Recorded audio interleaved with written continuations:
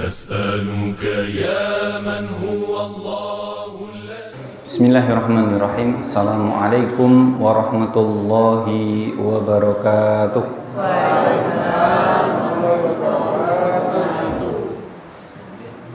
Alhamdulillahilladzi arsala rasulahu bil huda wa dinil haqq liyudhhirahu 'ala dini kullih wa kafaa billahi shahida. Nasyhadu an la ilaha illallah wa nasyhadu anna Muhammadan abduhu wa rasuluh. Allahumma shalli ala Muhammad wa ala ali Muhammad, amma ba'd. Faqalallahu ta'ala fil Qur'anil Karim, a'udzu billahi minasy syaithanir rajim. Ya ayyuhalladzina amanu taqullaha haqqa tuqatih wa la tamutunna illa wa antum muslimun. Wa qala Rasulullah sallallahu alaihi wasallam, al-kayyisu man dana nafsahu wa amila lima ba'dal maut, wal ajizu man ittaba'a nafsahu hawahu wa tamanna 'ala Allahil amani. Wa qala aidan, innallaha yuhibbu ma'aliyal umuri wa yakrahu safasifaha. Allahumma la sahla illa ma ja'altahu sahla wa anta taj'alul hazana in syi'ta sahla. Raditu billahi rabba wa bil islami dina wa bi Muhammadin sallallahu alaihi wasallam nabiyyan wa rasula, amma ba'd.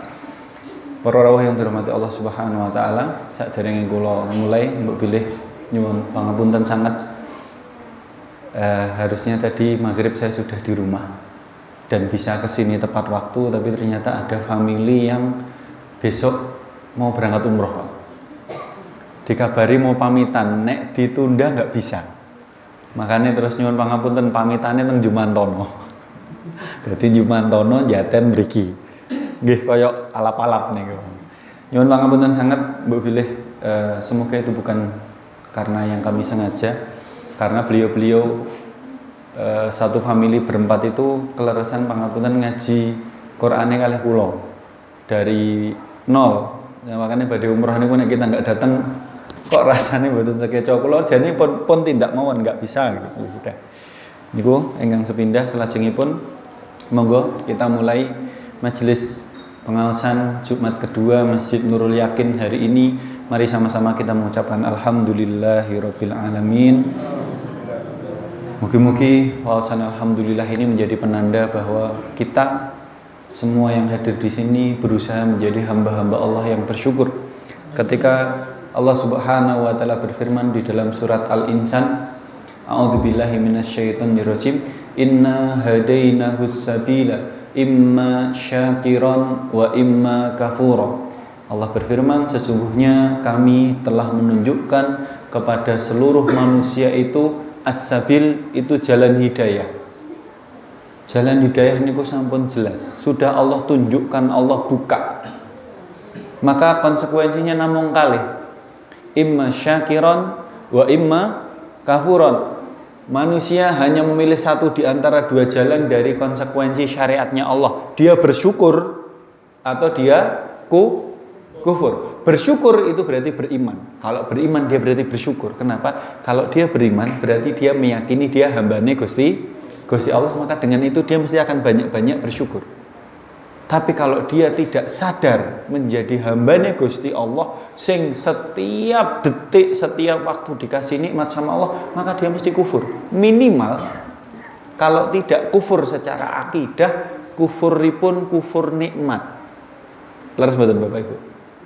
Dia mungkin beriman, tetapi dia tidak meyakini keimanannya, maka dia tidak beribadah kepada Allah. Kalau kayak begini, dia kufur, Pak. Kufur nikmat. Ning kufur nikmat niku jek mending, walaupun itu juga salah, jek mending timbang sing kufur secara akidah. Diciptakne Gusti Allah, dikai nikmat kalih Gusti Allah, ngibadahi kalih, nyembahi kalih yang lain. Nah, yang menarik para rawuh Bapak Ibu sekalian, di dalam surat Al-Insan ayat yang kedua ini Allah memilih kata-kata imma syakiran wa imma kafuron. Allah memilih pakai kata-kata syakir. Syakir di dalam bahasa Arab itu syukur, isim fa'il bentuknya mufrad. Mufrad niku setunggal, Pak. Setunggal. Tapi kafuro itu pakai isim fa'il, bentuknya jamak, berarti sing syukur kuwi jumlahe sithik, sing kufur jumlahe kata. Lah jenengan sing syukur napa sing kufur gitu. Mugi-mugi yang hadir di sini semua termasuk hamba-hamba Allah yang bersyukur, dan dengan syukurnya kita, di antaranya kita mengucapkan alhamdulillah, mugi-mugi nikmatipun Gusti Allah dipun tambah malih dan diberkahi. Dengan salajengipun salawat dan salam mari kita sampaikan kepada junjungan kita Nabiullah Muhammad sallallahu alaihi wasallam, yang salawat dumateng Kanjeng Nabi itu kembali lagi kepada kita. Kalau kita bersalawat, yang lain aja mas, yang lain saja. Boten sah. Jazakumullah khairan. Salawat kita dumateng Kanjeng Nabi itu sejatinya kembali kepada kita. Rasulullah sallallahu alaihi wasallam ngendika wonten hadisipun ingkang sahih, man shalla alayya salatan, barang siapa bersalawat kepadaku satu kali, kata Rasulullah, sallallahu alaihi biha asyran, maka Allah akan membalas genti. Allah itu memberikan ridho, memberikan berkah, memberikan keselamatan kepada kita sebanyak 10. Shalawate ping sepindah, balesane ping 10. Ning sepindah pun dilaksanane dereng. Pak, pun dereng. Balasannya 10. Niki dinten Jumat atau niki mau? Amalan yang paling utama dari hari Jumat diantaranya adalah memperbanyak sholawat. Jadi amalan yang paling utama di hari Jumat itu diantaranya adalah memperbanyak sholawat. Dadose sholawatan niku sae Pak, langkung sae ketika hari Jumat Pak. Langkung saya melih dewe-dewe. Nek bareng-bareng gandul masalah. Mboten apa lah, melu-melu kancane tok. Sholawat paling bagus sendiri-sendiri. Dan sholawat terbaik itu sholawat Ibrahimiyah. Allahumma sholli ala Muhammad wa ala ali Muhammad kama shallaita ala Ibrahim wa ala ali Ibrahim wa barik ala Muhammad wa ala ali Muhammad kama barakta ala Ibrahim wa ala ali Ibrahim fil alamina innaka hamidum majid. Kenapa salawat Ibrahimiyah terbaik? Karena salawat Ibrahimiyah mengajarkan kula panjenengan ora lali asal usul. Kita bersalawat kepada Kanjeng Nabi, tapi kita meminta juga Allah memberikan doa salawat kepada Nabi Ibrahim. Kenapa? Karena milah Islam yang hanif itu yang pertama kali mensyiarkan adalah Nabi Ibrahim. Jadi jangan lupa balas jasa dumateng tiyang sing pun menunjukkan hidayah Islam. Betul Kanjeng Nabi, Nabi kita yang kita agungkan, kita cintai, kita sayangi. Tapi ternyata sebelum Kanjeng Nabi ada Nabi Ibrahim. Maka kita juga mendoakan salawat kepada Nabi Ibrahim. Salawat terbaik, salawat Ibrahimiyah namanya. Jadi ingkang salawat panjenengan waos ketika tahiyat niku. Niku terbaik. Jadi mboten saya bingung-bingung, Mas salawate nganggo salawat apa ki? Salawat napa? Badar? Napa Nariyah? Napa salawat Asgil? Maka salawat dari segala macam salawat yang banyak itu yang terbaik adalah salawat Ibrahimiyah. Ampun bingung nggih? Mas salawat oke banget. Oke. Terus yang terbaik? Yang terbaik Ibrahimiyah. Sudah pakai itu saja. Nek Ibrahimiyah kepanjangan sing pendek, Allahumma sholli ala Muhammad. Sudah. Atau dipanjangkan sallallahu alaihi wasallam. Kalau dibacakan Nabi Muhammad sallallahu alaihi wasallam. Kita kemarin sampai kepada pembahasan ketika malaikat Jibril bertanya kepada Rasulullah sallallahu alaihi wasallam, fa akhbir ya Muhammad, akhbirni anil Islam. Wahai Muhammad, jelaskan kepadaku apa itu Islam. Kemarin kita sudah bahas 2. Kata Rasulullah, Islam itu adalah yang pertama antasyhada an la ilaha illallah wa anna Muhammadan Rasulullah. Pertama nek wong Arab Islam niku mesti syahadat. Nek mboten syahadat mboten dianggap leres nggih. Syahadat niku ibarate tiyang sekolah kados daftar. nek ora daftar boten daftar ning bendino melu sekolah kinten-kinten mungkin nek lulusan katut boten nggih. Maka syahadat kita itu adalah syarat pertama masuk Islam. Itu pertama. Nek wong arep Islam syahadat sih. Kaya ini ewadene tiyang daftar sekolah niku wau ben diregister kalih malaikat. Oh iki Islam. Gitu. Dan syahadat membawa konsekuensi, sudah kita bahas juga, bahwa tidak cukup hanya mengatakan la ilaha illallah. Para rawuh pangapunten, kita perlu ulangi, la ilaha illallah itu perlu ilmu. Karena di dalam surat Muhammad ayat yang ke-19 Allah Subhanahu wa taala berfirman, a'udzubillahi minasyaitonirrajim, fa'lam annahu la ilaha illallahu wastaghfir li dzambika walil mu'minina wal mu'minat wallahu ya'lamu mutaqallabakum wa mathwaakum. Allah berfirman kepada Kanjeng Nabi Muhammad, fa'lam, ketahuilah wahai Muhammad, annahu la ilaha illallah, bahwa tidak ada ilah, tidak ada rob, tidak ada sesembahan yang hak untuk diibadahi melainkan hanya Allah. Kita sudah ganti ya, tidak menerjemahkan la ilaha illallah, tidak kita terjemahkan tidak ada Tuhan selain Allah, itu salah. La ilaha illallah itu terjemahan yang paling tepat menurut para ulama adalah la ma'buda bihaqqin illallah, tidak ada sesembahan yang hak, yang tepat, yang benar, yang layak kita sembah melainkan hanya Allah. Maka nek ada orang aku muslim jek nyembah Allah karo nyembah selain Allah, betul mboten? Mboten. Hanya kepada Allah saja. Karena yang hak hanya Allah, yang menciptakan kita, yang memberi rizki kita, yang mengatur urusan kita ya Allah. Mosok kita duakan. Tega mboten niki? Bangetan mboten? Bangetan. Yang kedua, ketika Allah Subhanahu wa taala mengatakan kepada Nabi Muhammad, fa'lam annahu la ilaha illallah, para ulama mengatakan sejatinipun Nabi Muhammad itu sudah tahu la ilaha illallah, tetapi Allah takkidkan, Allah tegaskan di dalam ayat ini menjadi pelajaran dumateng kula panjenengan sebagai umatipun bahwa la ilaha illallah harus diilmui. Jadi nggak cukup hanya mengucapkan. Apa nilainya ucapan tanpa dipraktekkan? Gitu Pak? Wah, kita udah sepakat, betul saja kayak contoh lebih detail nggih. Mungkin contoh-contoh lebih detail mungkin dadak jenengan mesra-mesra kali istrine. Bune I love you. Bendino I love you tok, mboten kerja, mboten ngopo-ngopo. Nggih I love you bune, aku cinta padamu niku nggih karo digawakne kembang kamboja. Mboten dibuktikan. La ilaha illallah harus dipraktekkan. Ngoten nggih? Yang kedua, setelah la ilaha illallah kata Kanjeng Nabi, wa tuqimas shalah. Kemarin sudah kita bahas. Syarat setelah la ilaha illallah, rukun Islam yang kedua adalah mendirikan salat. Para rawuh mendirikan, kita juga sudah bahas, tidak melaksanakan.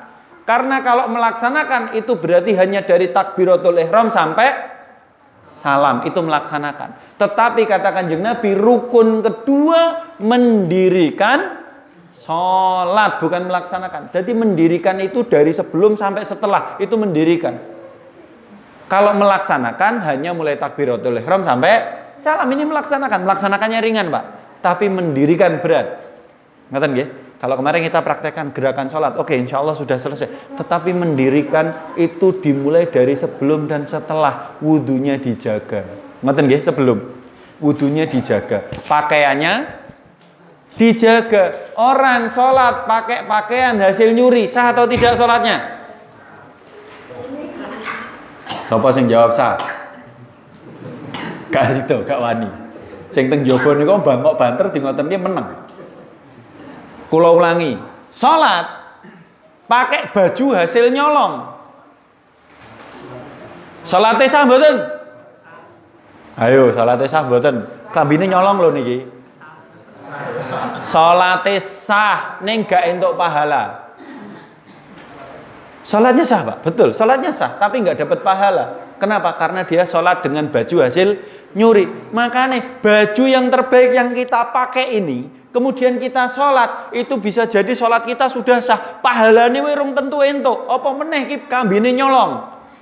Mendirikan sholat itu memperhatikan segala faktor dari sebelum sampai setelah sholat. Wudhunya diperhatikan, pakai pakaian terbaik, betul betul. Harusnya kula panjenengan niku rodok pangapunten niki nggih, rodok wirang dumateng Gusti Allah. Kula panjenengan niku nek diceluk Bu Eti, wah niki nyebut kados sing endorse Bu Eti, mengke benjing kula diundang gitu. Oh, ndek iki bibar mriki. Wah niki. Diundang mboten salah niku. Pak Kepala Desa mawon lah. Pak Kepala Desa. Peranan nggih mriki ndereke. Niku panjenengan tindak kantor desa napa tega nganggo kaos barenggo ning sawah ngoten niku. Kaos partai mangkan. Tega. Kan mesti pakai pakaian yang rapi. Kalau kita menghadap kepada sesama manusia saja kita bisa menghormati dia dengan pakai pakaian terbaik. Mosok badhe ngadep dumateng Gusti Allah kita lupa. Leres mboten? Di dalam riwayat yang sahih disebutkan Al-Husain bin Ali bin Abi Thalib. Husain niku cucune Kanjeng Nabi nggih. Putrane Ali bin Abi Thalib, namanya Hasan dan Husain. Ini yang Husain. Husain itu di dalam riwayat bukan Husain. Ali bin Husain, anake Husain. Jadi berputu buyute Kanjeng Nabi. Namanya Ali bin Husain bin Ali bin Abi Thalib. Ali bin Husain itu kalau dia wudu, Pak, dia minta kepada pembantu nih, pelayane. Kalau wudu kan dulu boten enten keran nggih. Dulu niku nek wudu niku ngambil air pakai kantong air napa nek sakniki kendi lah, gampangane kendi. Sak kendi mengke pembantune nuangke ngoten. Ali bin Husain itu kalau mulai wudu itu sebelum nyentuhkan tangan ke air itu mukanya pucat, Pak. Mukanya pucat itu. Saking pucatnya itu orang-orang bertanya, wahai Ali bin Husain, kenapa mukamu pucat? Kamu kan cuma mau wudu. Apa kata jawabannya Ali bin Husain? Ali bin Husain mengatakan, ketahuilah aku ini mau wudu. Wudu ini persiapan untuk sholat. Sholat itu ngadep sobo. Ngadep Gusti Allah, aku wedi aku. Jangan-jangan saya masih banyak dosa gitu. Wudune serius itu gitu loh, Pak. Kula panjenengan niku kadang wudune sak kesaute nggih. Sik-sikan. Bar ngono sirat-siratan. Nggih to? Itu yang pertama wudu, yang kedua pakaian kita, Masya Allah. Kadang kita itu sekenanya saja.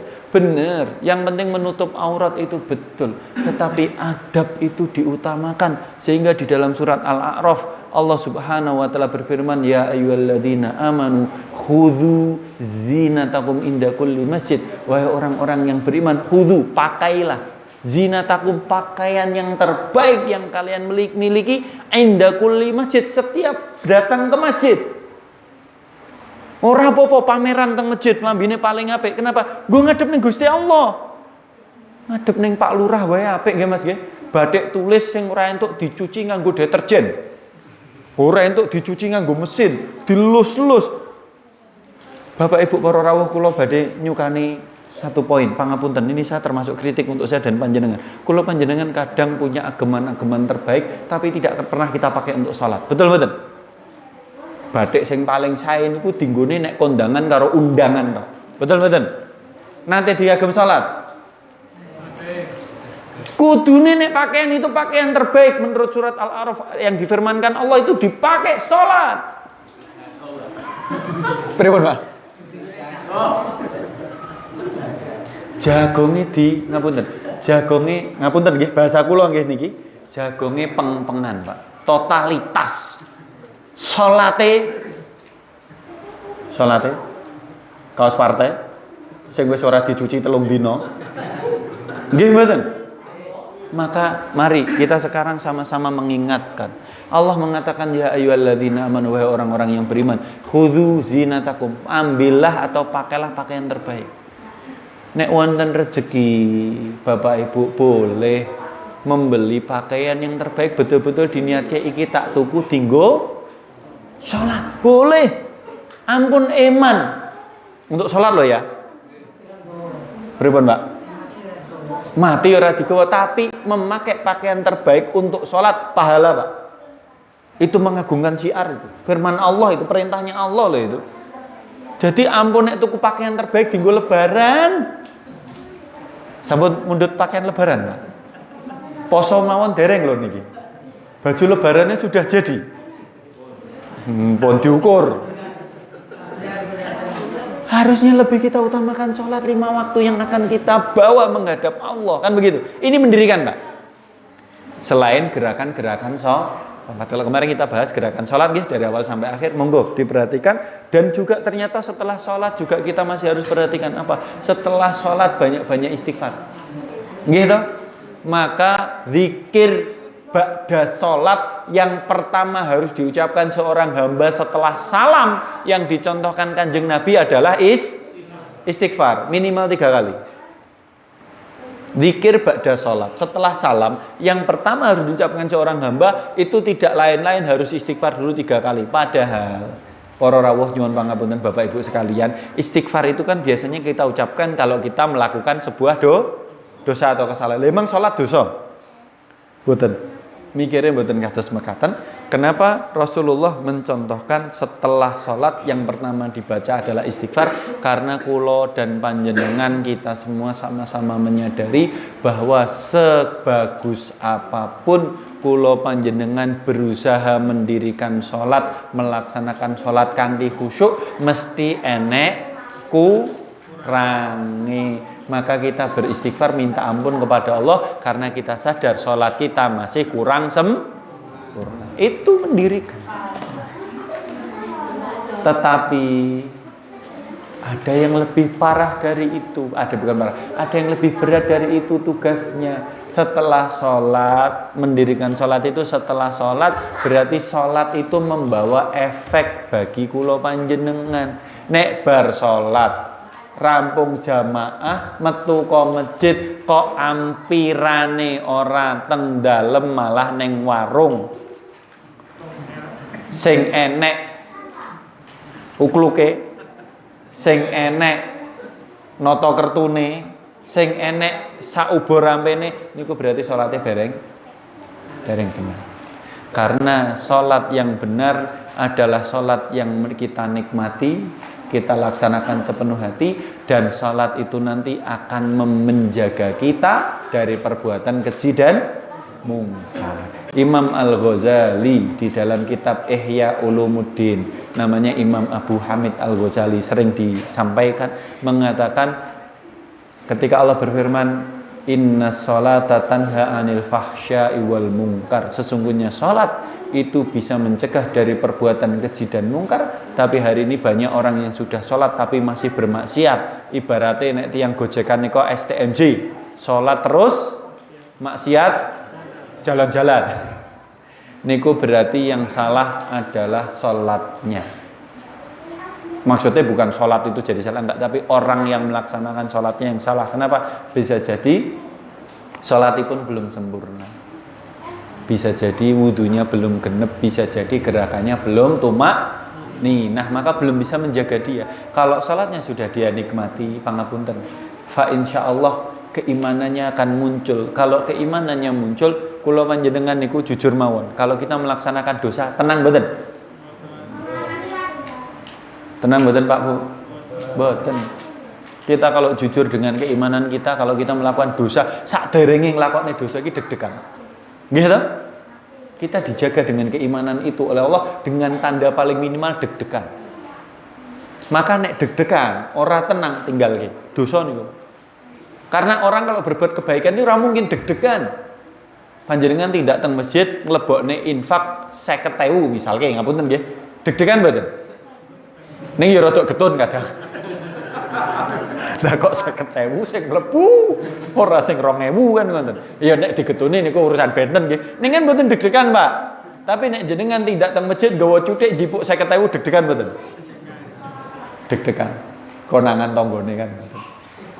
Duduk. Jadi indikator kebaikan dan keburukan itu ada di hati. Kalau yang kita lakukan itu hati kita tenang, fa insyaallah itu baik, Pak. Jadi albirru husnul huluk, kebaikan itu akhlak yang baik. Akhlak yang baik itu tumakninah. Tetapi al-itsmu, keburukan itu adalah maha kafi sodrika wa karihta ayatoli alainas, Keburukan itu adalah ketika hatimu merasa deg-degan dan kamu takut konangan orang. Itu mesti dosa dan maksiat. Taib. Itu rukun Islam yang kedua. Maka sekarang kita masuk rukun Islam yang ketiga.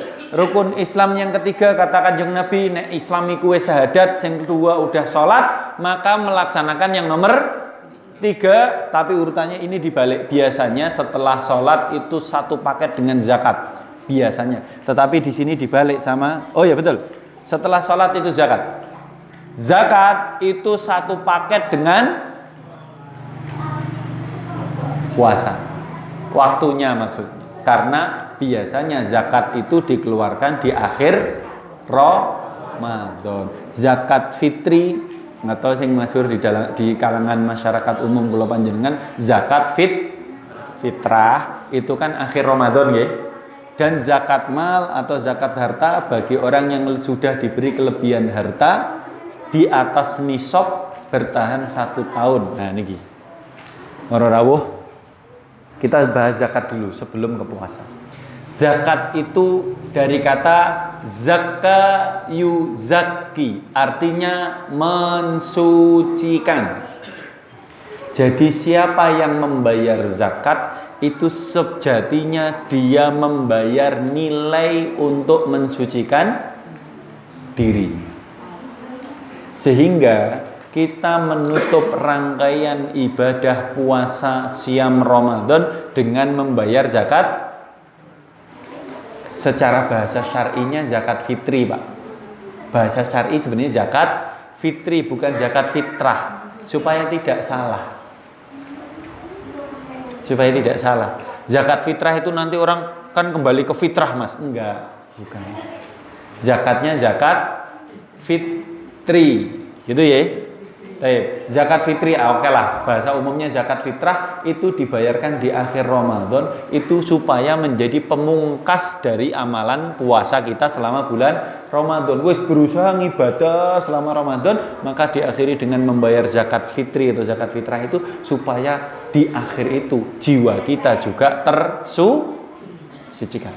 Baik.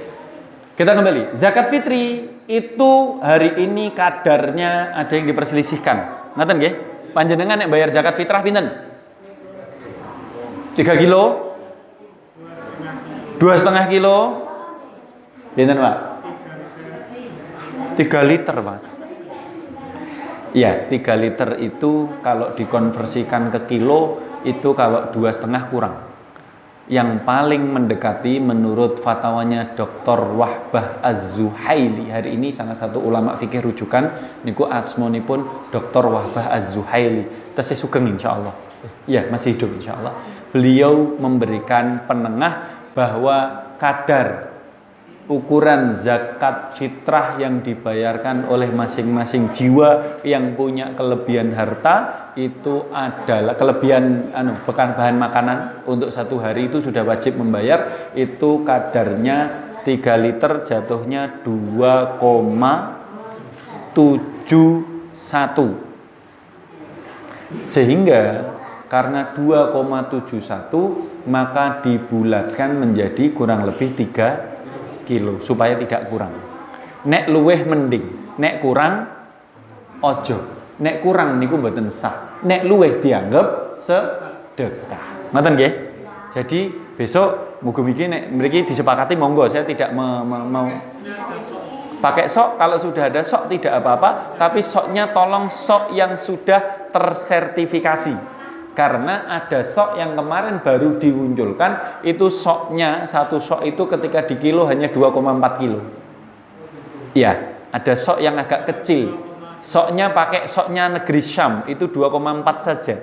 Tapi pakai sok atau retail yang ideal, itu jatuhnya nanti kalau di kilo tetapnya 2,6,5 minimal. Jadi nggak sampai 2,7 memang, 2,6,5. Maka dibulatkan, rata-rata membulatkan. Di sini pakai sok. Soknya tersertifikasi? Oh nggih, monggo. Biasanya ada sertifikasinya. Panjenengan mundut soknya teng pundi? Wallahu alam bisawab. Sok yang hari ini mungkin secara kadar itu boleh dipakai dan itu ideal, itu sok yang dibawa atau dijual, tanda kutip ya bahasa saya, dikenalkan oleh Syekh Allahyarham Syekh Ali Jabir. Aduh, nggak ada. Kemarin 2,8 ya. 2,8. Munjung, peres saja.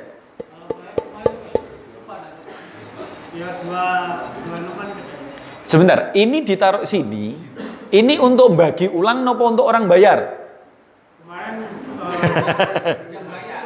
kita baca di itu. Dituang di sini. Terus ditimbang. Sekian dihubungkan ke kamar. Tapi kan bukan ketika orang datang dipakai, dia pakai ini di rumah baru gitu kan. Harusnya ini dibawa ke rumah-rumah. Iya dipinjam biasanya. Lagi. Harusnya ngotot. Saya tidak bawa lambi soab, tetapi kita pakai. Kalau ini sok memang sudah di atas, paling enggak jangan 2,5 lah. Kalau sudah 2,6 tidak apa-apa. Tetapi Dr. Wahbah Az-Zuhaili memberikan komentar yang bagi kami itu adil, mending luweh. Jadi nek pakai niki nggih dimunjungi lah. Kalau peres itu mungkin cuma 2,6 ditambahi. Kenapa? Karena semoga kalau ada penambahan, kalaulah itu penambahan dihitung sedekah, alhamdulillah. Nek kurang resiko, Pak. Kurang itu tidak sah jatuhnya. Kalau hari ini yang pakai pendapat 2,5, setahu saya pendapat itu paling lemah sekarang, 2,5 kilo. Maka hari ini rata-rata yang dipakai adalah 2,71 atau 2,75. Maka dibulatkan menjadi 3 kilo. Bapak-bapak, ibu-ibu yang di rumah, kalau tidak ada alat ini, tidak ada sok ini di rumah, kan harusnya ini di rumah masing-masing, tidak di masjid. Masing-masing yang rumah kudunin duwe. Kemarin kita pakai itu ditimbang. Terus? Ya, terus dihubungkan ke jamaah. Jadi total pendapatan. ya, total satu sok itu Baru nanti jamaahnya. Enggak apa-apa. Gitu aja monggo. Kalau mau pakai ini sebagai acuan, yang penting jangan kurang dari 2,6 ya. Yang penting jangan kurang dari 2,6 kilo. Maka nek saran kula mending dilui lah. Sebagai kehati-hatian, ikhtiyat namanya. Kehati-hatian itu dilui saja. Ngoten nggih? Itu pakai pendapatnya Dr. Wahbah Az-Zuhaili. Siapa yang wajib membayar zakat fitri? Yang wajib membayar zakat fitrah adalah seorang kepala keluarga. Kepala keluarga, Pak. Bu, kepala keluarga yang bayar. Bukan semuanya bayar dewe-dewe, enggak. Yang bayar adalah kepala keluarga. Kenapa? Karena kepala keluarga yang bertanggung jawab kepada anggota keluarganya. Wadene kepala keluargane orang mampu, ning enek keluargane sing mampu, yo sing ditanggung kepala keluarga itu tadi ternyata duwe rezeki terus dibayarnya boleh. Tetapi yang membayarkan adalah kepala keluarganya. Ngoten nggih? Terus bagaimana dia membayar? Dia boleh membayar, dia kena kewajiban ketika dia punya sisa jatah bahan makanan minimal sehari besok. Jadi orang okeh-okeh. Sesuk hari ini kita kan masih hidup alhamdulillah. Kok kira-kira sesuk wis duwe bekal, ngono kuwi wis wajib zakat, Pak. Jadi ora bekale sing nggo sebulan depan aman, enggak.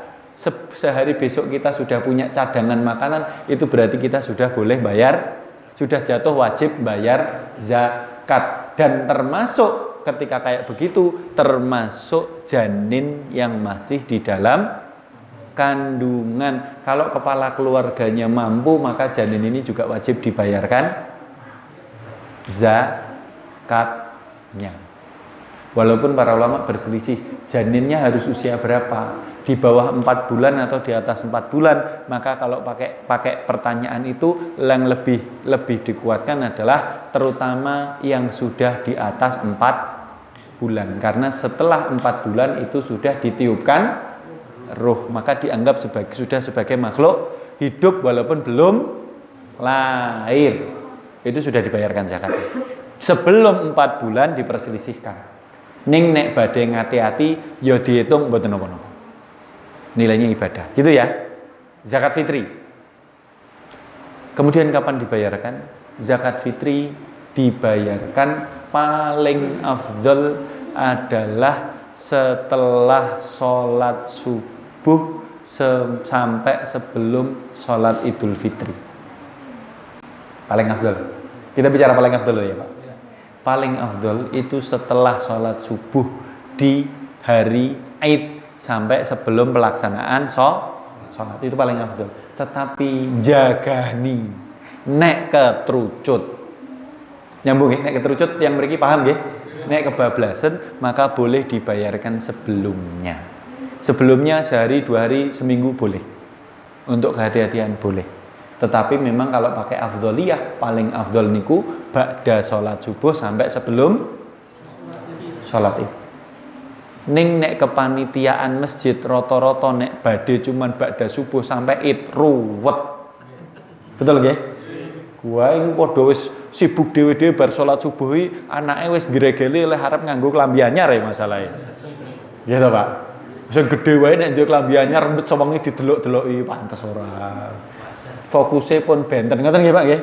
Maka boleh dilaksanakan sebelum. Sebenarnya nek saya pribadi lebih sepakat sebenarnya zakat fitri dibagi pas malam takbiran sebenarnya. Jadi tidak sehari sebelumnya, pas takbiran saja. Karena apa? Karena itu betul-betul mengakhiri, kan gitu kan? Zakat fitri itu kan untuk menutup rangkaian ibadah puasa, maka sampai akhir saja. Ya memang perlu ngelengke waktu, ngelengke tenaga betul, tetapi afdoliyahnya dapat menutup rangkaian puasa dengan zakat fitri supaya betul-betul kita tutup siam itu dengan membayar zakat untuk mensucikan jiwa. Berapa? Niki. Oh nggih. Kesamplok. Taib. Kemudian zakat fitri setelah dikumpulkan, kalau dikumpulkan di masjid ya segera dibagikan gitu. Kalau ba'da sholat subuh sampai sebelum sholat Id mau dikasihkan langsung boleh Pak. Sebenarnya boleh langsung itu boleh. Dan misalnya, lo mas kok nek langsung numpuk neng satu orang, nggak masalah. Karena jatah penerima zakat itu tidak dibatasi. Bayarnya dibatasi, ada ketentuan, tapi pembagian tidak. Jadi tidak harus baginya itu keluarga. Ngapunten, contoh lo niki Mas, terus wah, aku enggak apa-apa. Keluargane jenengan 5 gitu kan. Terus dihitung, oh iki keluargane 5 per keluarga per kepala 5 kilo jatahnya misalnya, berarti 5 ping 5 entuke 20 kilo. Keluargane Mas iki cuman loro. Ning loro ya tetep dikai 20 kilo. Kenapa? Karena beliau 5 tapi masih bisa golek. Cek mending 3-5 kilo nggak bekal. Tapi yang 2 ternyata memang kondisinya kondisinya lebih membutuhkan, maka dilebihkan. Jadi nggak harus sama. Satu orang yang berhak dengan orang yang lain nggak harus dipukul rata. Ini fikih. Jadi secara pembagian itu pembagian zakat dibagikan sesuai dengan kadar kebutuhan. Jadi nggak kudu dibagi rata sak kampung untuk kabeh. Nek iso iki sak kampung rasah untuk zakat kabeh. Saya ulangi niki rada sensitif. Nek iso sak kampung iki aja entuk kabeh. Nek iso lho nggih. Nek iso iki malah bayar. Kalau bayar semua berarti satu kampung itu insya Allah makmur, Pak. Tapi nek njaluk kabeh berarti miskin kabeh, Pak. Lupute miskin harta. Miskin apa? Miskin jiwa itu, miskin mental. Berarti yang bayar enggak dapat. Iya, harusnya begitu kan sudah bayar. Pangapunten, kalau boleh lurus nggih. Niki rada gringgingan. Kalian lurus sekedap. Jadi yang bayar itu enggak harus dikasih balik, Pak. Jadi itu perlu diralat loh ya. Bukan terus semua jamaah dibagi. Lah wong bayar ki wis cukup loh. Zakat itu diberikan oleh orang yang mampu untuk diberikan bagi orang yang kurang mampu supaya nek besok lebaran podo-podo senenge. Lah nek wis mampu aja dibagi. Pripun, Pak? Mampu toh? Maka betapa kita merindukan saat-saat sebagaimana masa keemasan Islam ketika diperintah oleh Umar bin Abdul Aziz, yang mana pada masa itu tidak ada satu orang pun yang menerima zakat. Masa Umar bin Abdul Aziz itu cuma 2 tahun Pak memerintah, 2 tahun saja. Tapi karena pemerintahannya adil, Allah turunkan berkah dari langit dan dari bumi. Gandum niku, biji gandum niku gedene sak jempol kaki laki-laki dewasa. Jempol kaki niku lho panjenengan niku cilik, Pak. Jempol kaki ini wong Arab mriko lho. Panjenengan kebayang mboten? Gandum niku nek teng mriki nggih kados ketan. Luwih gede saka beras. Biji gandum itu lebih besar dari beras. Rodok gendut-gendut sithik. Kan sak monten normale. Tapi pada masa Umar bin Abdul Aziz makmur, itu biji gandum niku sak jempol-jempol sikil niku, Pak. Pangapunten nggih, bahasane ngoten nggih. Betapa makmur dan semuanya bayar zakat, Pak. Bukan hanya zakat fitrah, zakat fitri, bayar zakat mal, Pak, semuanya. Enggak hanya zakat fitri, tapi zakat mal. Tidak ada yang menerima zakat, eneke wong bayar zakat, sehingga Baitul Mal kaum muslimin pada masa pemerintahnya Umar bin Abdul Aziz bludak. Ora enek wong butuh. Wong kabeh pengen bayar. Kenapa? Ini menandakan kemakmuran. Kemakmuran ini kalau pada akhirnya sudah semuanya makmur, itu baru zakatnya boleh dipindah dibagikan ke tempat lain. Kalau tempat ini sudah tercukupi, kalau belum tetap di areanya sendiri.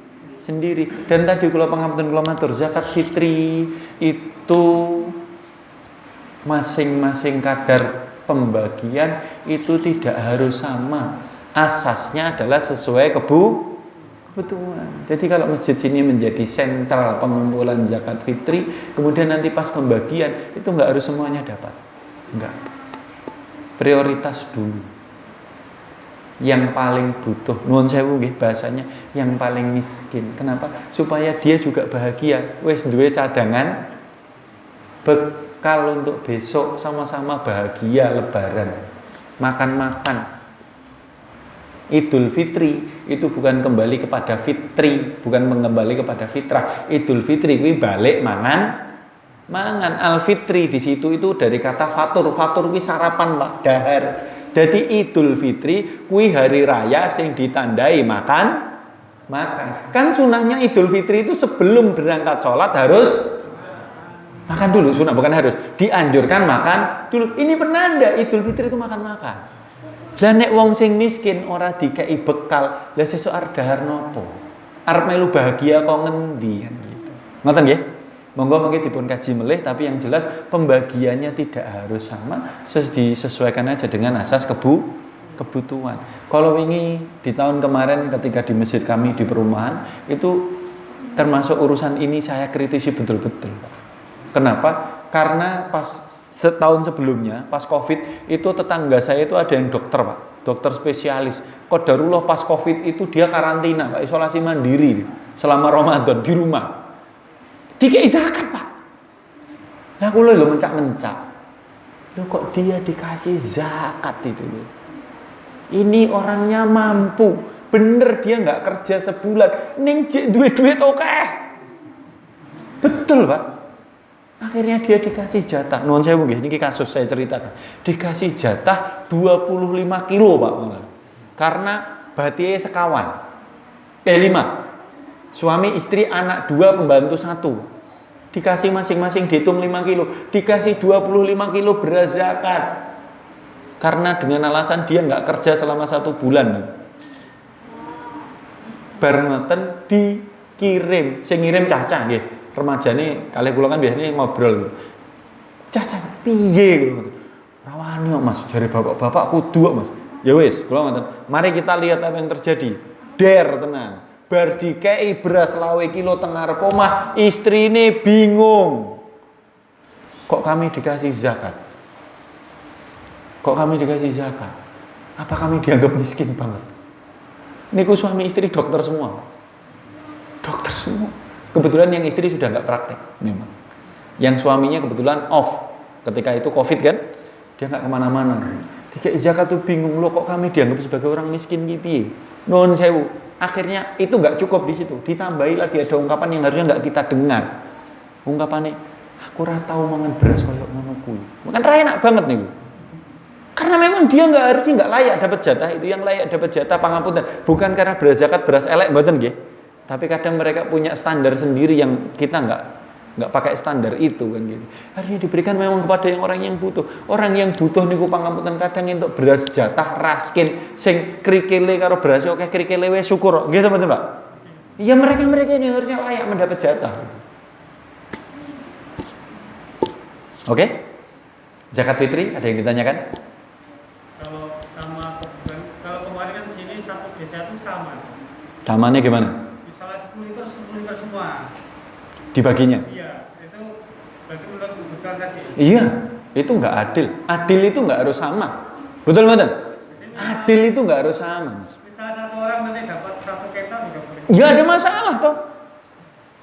Lah saat niki ngapunten, kondisi non saya begini, kondisi kebutuhan satu dan lain kan beda. Yang sini butuh, tapi ora banget, iki butuh banget. Niki jenengan kasih 10 napa? Kental. 10 kental, Mas.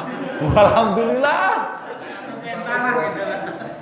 10 kilo misalnya. Iki 10 kilo, iki 10 kilo. Iya kan berarti nggak adil. Satu desa kemarin. Bagi kalau membayar, ini tanya ya. Janji. Kalau yang membayar tidak usah dikasih. Misalnya kan satu RT hanya 1 orang. Yang butuh. Kita satu. Ya sudah toh dibagikan ke dia saja. Emang dia yang butuh dibahagiakan toh. Yang lain ngapain minta jatah? Merasa butuh. Mary.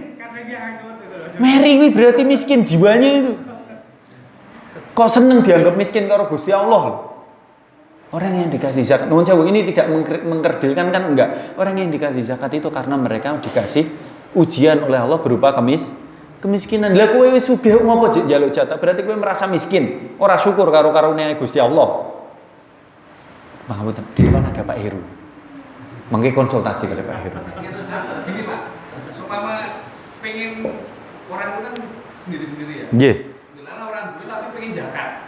Kan diusahakan tetap zakat gitu. Niku nyalai kodrat ngoten. Nyalain zakat. Iya no. Karena dia nggak jatuh wajib kok.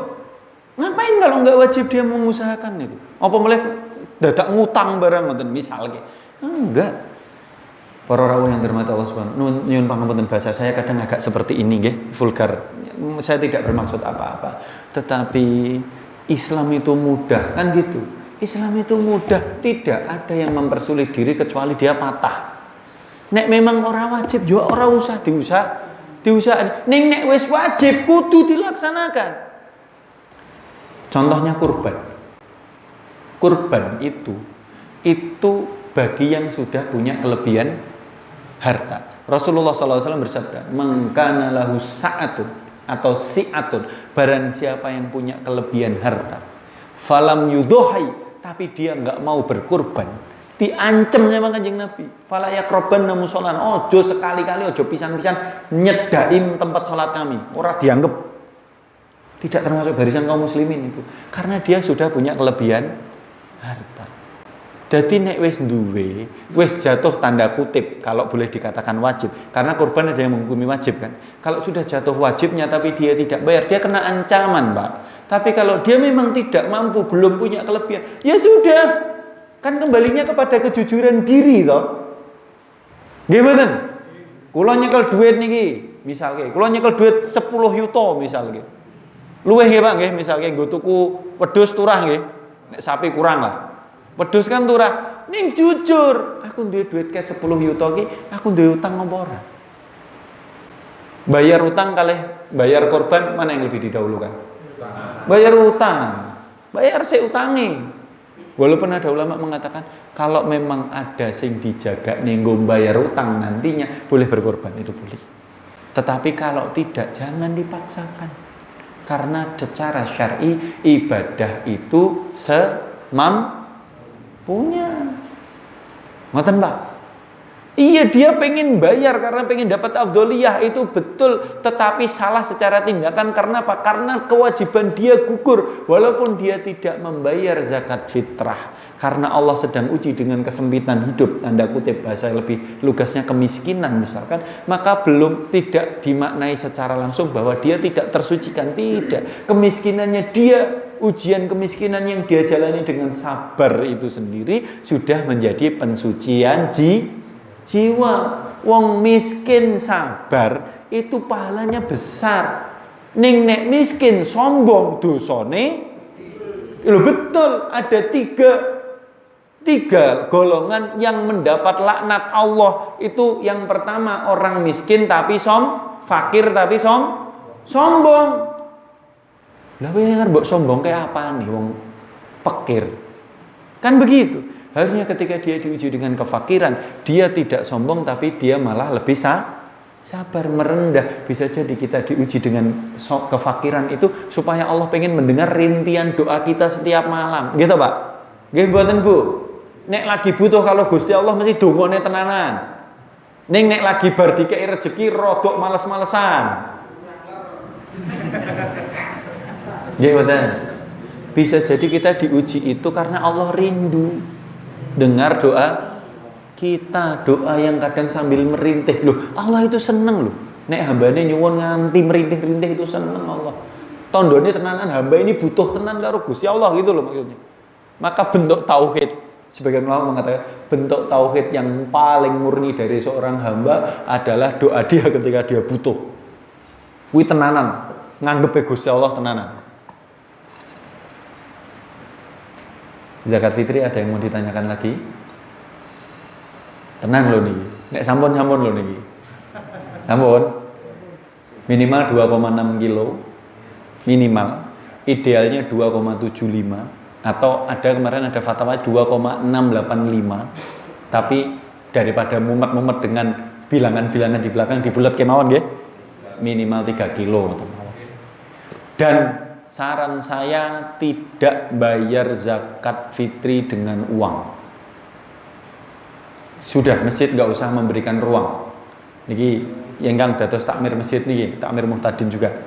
Tidak usah buka ruang menerima pembayaran dengan uang. Walaupun AKT bayar dengan uang, terus panitiane sing nukokne ruwet. Ruwet mboten? Ruwet. Kalau panjenengan nerima dalam bentuk uang, panitia yang membelikan. Kok nek sisane piye, Mas? Turahane walaupun 100-200 piye? Hak e sapa? Panitia. Ningkat omah nggih Pak. Niku untung nek dikatakan untung-untungnya rasa sepiro tanggung jawabnya di hadapan Gusti Allah itu besar. Sehingga fatwanya Syekh Muhammad bin Shalih Al-Utsaimin, beliau berfatwa lebih baik membayar zakat fitri dalam bentuk bahan makanan pokok. Nek dikai dalam bentuk duit, kuwi jek ngrepotke tiyang miskin, Pak. Nggih mboten? Karena sebenarnya zakat itu dibayarkan adalah untuk memenuhi kebutuhan hidup pokok berupa bahan makanan. Nek jenengan sukani yatra niku mengke dadine mboten beras, Pak. Dadine pulsane anake, paket datane sing wis entek nggo main Mobile Legend. Nggih to? Peluang untuk ke situ-situ lebih besar, maka dikasih bahan makanan saja. Tetapi perlu dicatat. Bahan makanan yang kita bayarkan ketika zakat fitri atau zakat fitrah itu adalah bahan makanan yang sama dengan yang kita makan, kalau bisa lebih baik, jangan lebih rendah. Saya ulangi, bahan makanan yang kita bayarkan itu minimal sama. Minimal sama. Ayatnya adalah di dalam surat Al-Baqarah. Saya lupa 102 atau 112. Allah Subhanahu wa taala berfirman, "Ya ayyuhalladzina amanu anfiqu min thayyibati ma razaqnakum." Wahai orang-orang yang beriman, anfiqu, infakkanlah, dalam hari ini bayarkan zakat, min thayyibati, dari harta yang terbaik, ma razaqnakum, yang kami rizkikan kepada kalian. Di dalam tafsirnya Imam Jalaluddin As-Suyuti, satu lagi kan Jalalain, dua Jalal, Jalaluddin As-Suyuti dan Jalaluddin Rumi. Niku anu Pak, tukang syair niku. Sinten? Ngertine cuma Jalaluddin As-Suyutinya kan. Satu lagi itu dua, guru dan murid itu. Jadi gurunya nafsirke separuh, muridnya genepi separuh. Di dalam tafsir Jalalain disebutkan oleh beliau bahwa Allah menegur para sahabat dengan ayat ini. Asbabun nuzulnya adalah sahabat itu ketika mau zakat itu dia belanja kurma sing paling murah. Belanja kurma sing paling murah. Dadi nek dinggo zakat itu kurmane sing paling murah baru dibayar. Yang kedua, riwayat yang kedua adalah para sahabat kalau mau bersedekah berbagi makanan, kuwi tuku panganan-panganan sing sisa. Sing murah nih kalau Pak. Pun akhir-akhir itu baru dibeli, baru disedekahkan. Pripun? Ya ampun yang ede. Jangan yang ede, sortiran.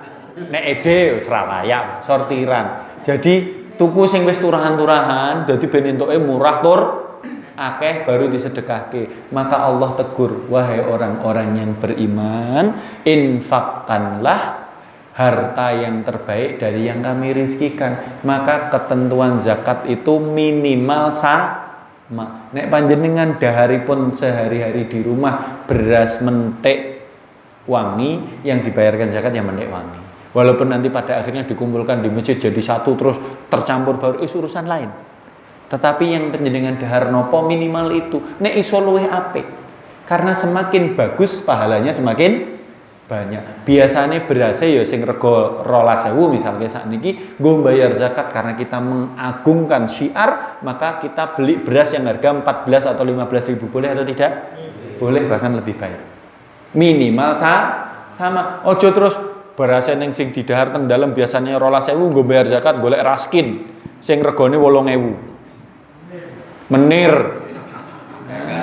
Nggih gawe karang. Nggih to? Jangan. Zakat fitri sampun akhir Ramadan ya. Amil dapat enggak? Amil dapat enggak? Lah itu jare sudah lali. Amil dapat enggak? Panjenengan yang jadi panitia pengumpulan zakat fitri bukan amil. Saya ulangi. Panjenengan yang menjadi panitia pengumpulan zakat fitri itu bukan amil. Amil itu adalah petugas zakat yang dia bekerja selama 1 tahun penuh, maka baru dia dapat zakat. Di Indonesia ada amil? Tidak. Spesifik? Tidak. Basnas mengatakan mereka amil, ya sudah, itu anggapannya Basnas. Basnas mengatakan mereka amil karena mereka menjadi lembaga badan amil zakat nasional, tapi dia nggak kerja setahun. Amil itu paling ideal, potret amil itu adalah di masjid ini ada satu orang, misalkan Pak Guru nih, nggih. Wah, kalau nyebutnya Pak Guru mawon nggih. Insyaallah. Pak Guru ini yang dia diplot dari seluruh jamaah menjadi petugas zakatnya masjid. Ini baru dikatakan amil nanti. Dia selama 1 tahun itu data orang per orang.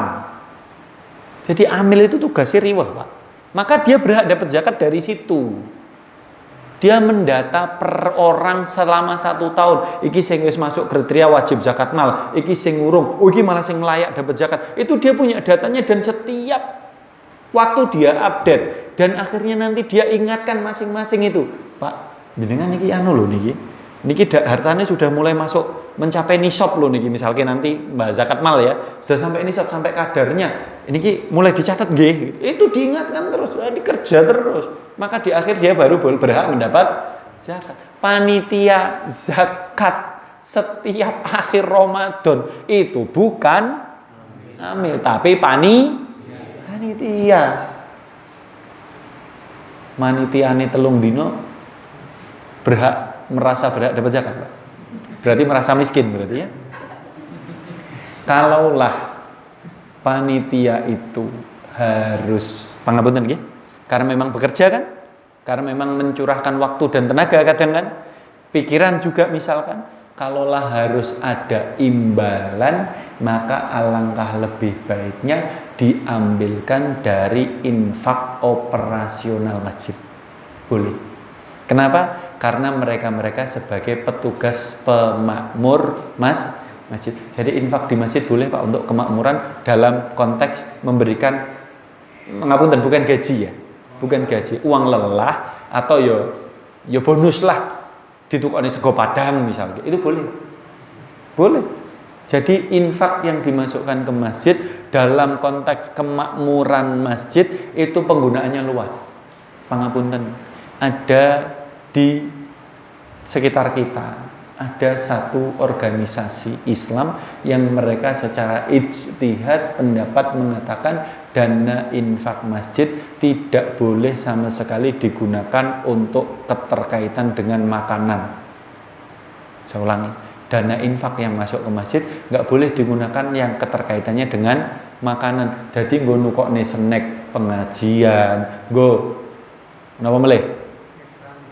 Air minum untuk jamaah yang datang ke masjid disedia air minum, pas taraweh ada air minum di depan karena taraweh dawa yang ngelak-ngelak. Itu bagi pendapat satu organisasi, satu kelompok ini nggak boleh. Ternyata kita kaji menurut para ulama bahwa penggunaan tasarruf dana infak masjid dalam tanda kutip itu operasional itu boleh. Jadi panitia diambilkan aja dari situ.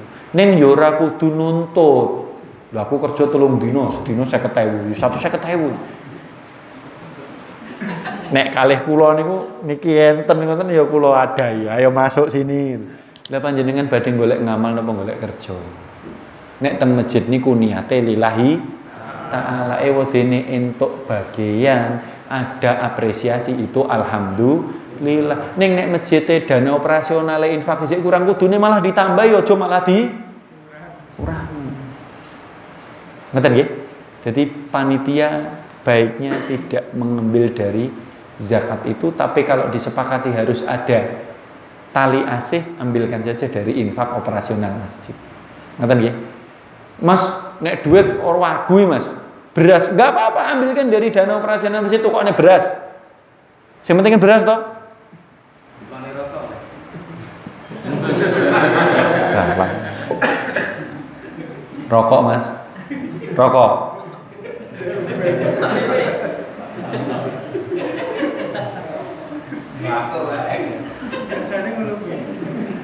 Jet nama menyan. Pangapunten. Kalau rokok jangan. Saya pribadi mengatakan jangan dan tidak. Sebagai pendapat personal nggih. Pendapat pribadi saya, rokok itu hukum paling ringannya makruh. Paling ringan. Tetapi saya cenderung mengharamkan. Kenapa? Karena kaidahnya adalah la dororo wa la diroro. Tidak boleh membahayakan diri sendiri dan tidak boleh membahayakan orang lain. Baik, jujur mawon jenengan jawab. Rokok ada manfaatnya untuk tubuh?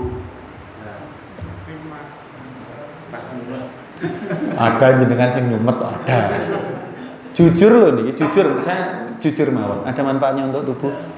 Enggak ada. Enggak ada kan? Saya bicara ada manfaatnya untuk tubuh loh ya.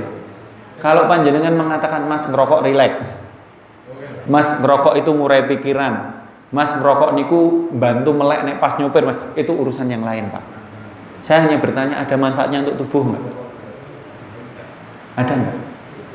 Nggak ada.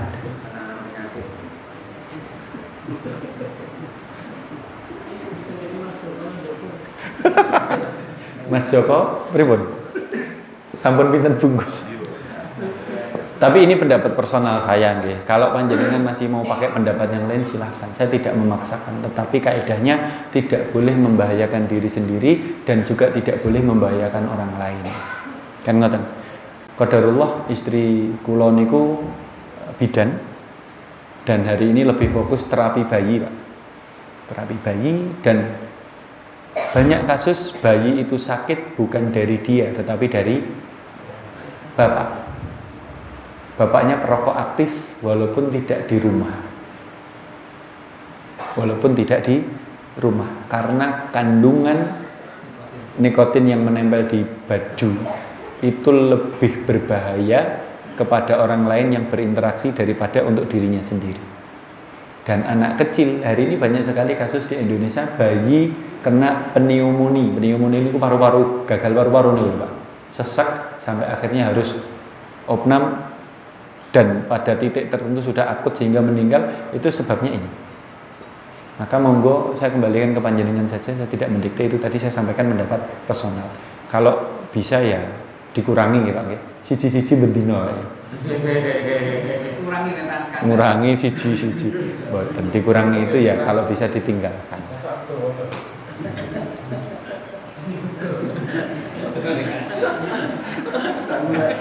Wah niki rot boten penak niki bahas rokok rada boten penak. Samsu napa?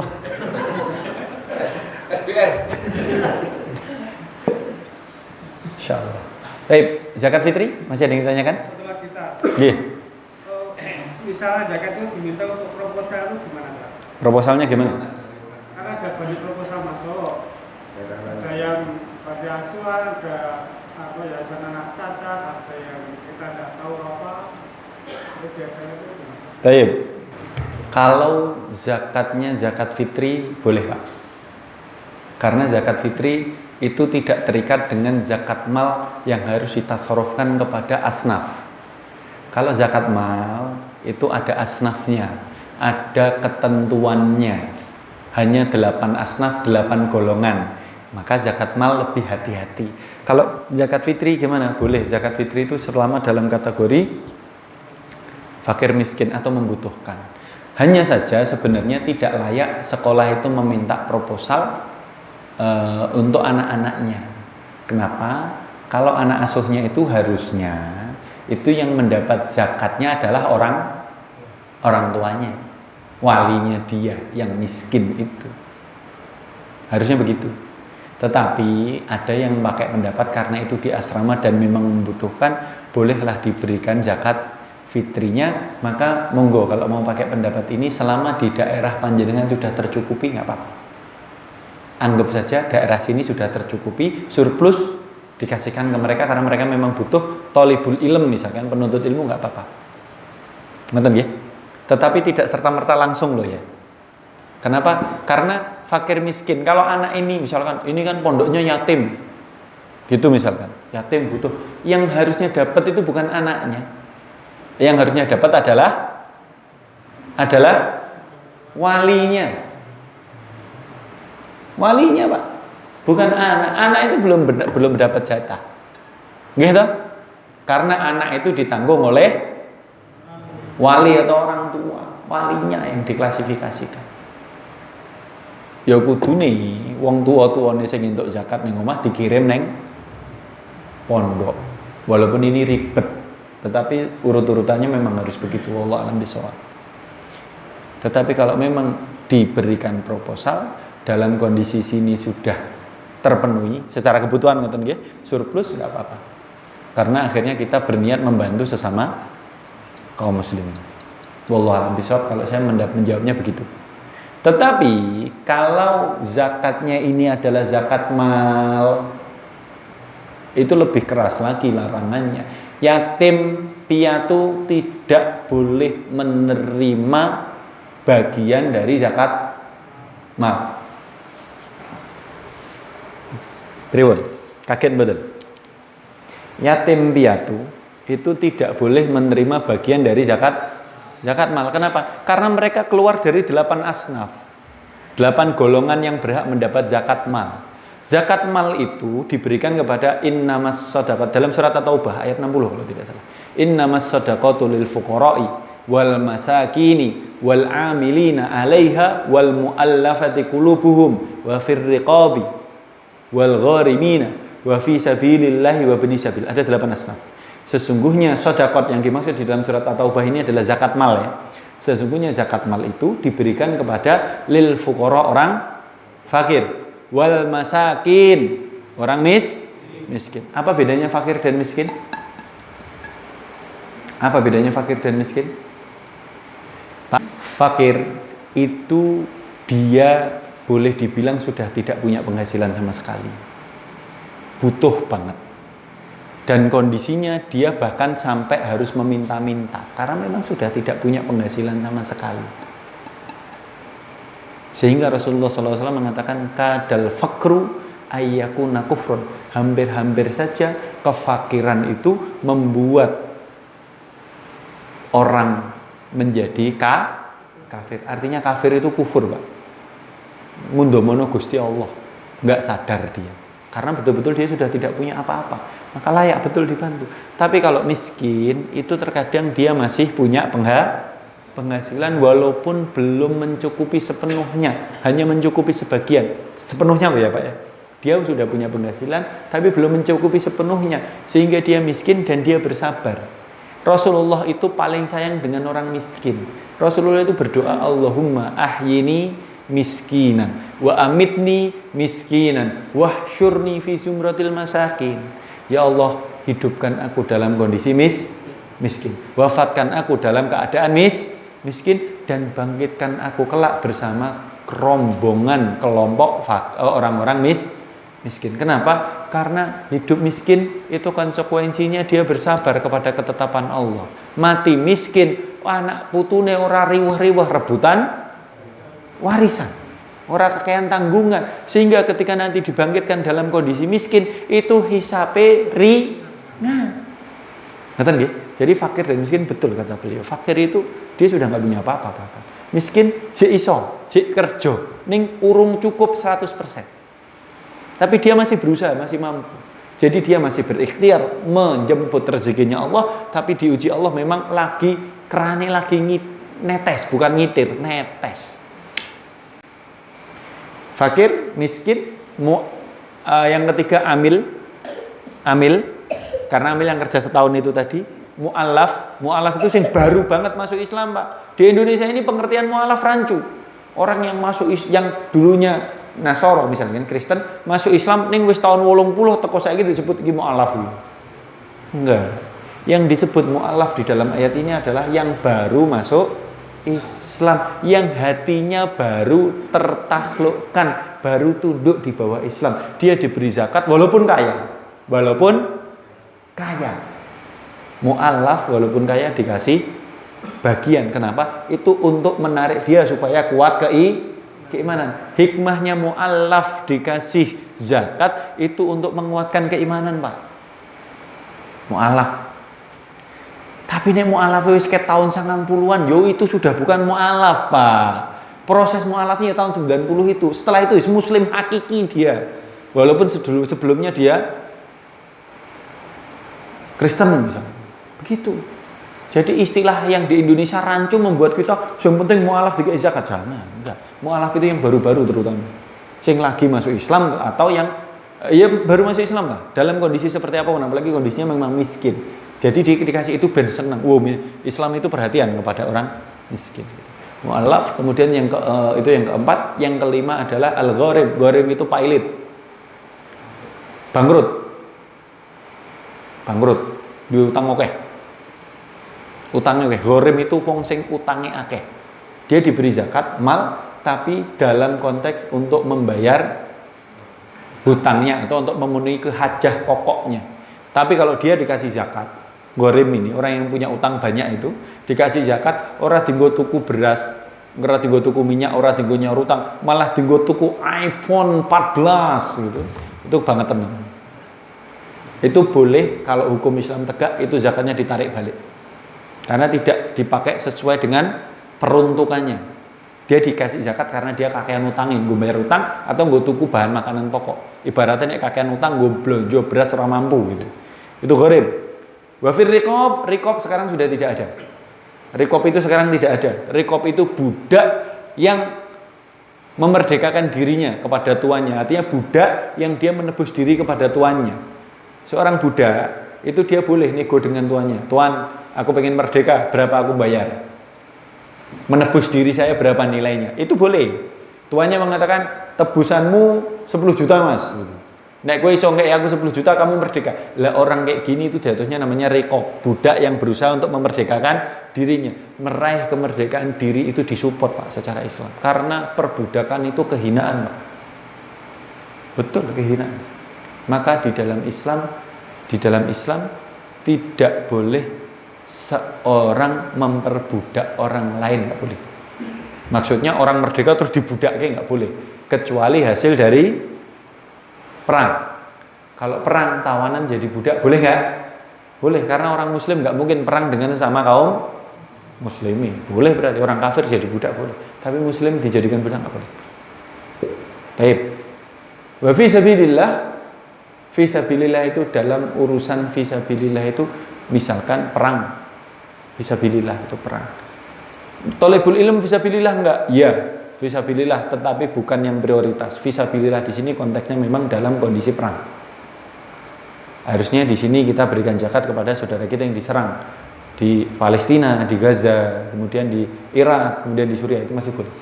Kemudian Ibnu Sabil itu musafir yang kehabisan bekal. Di luar 8 asnaf nggak boleh.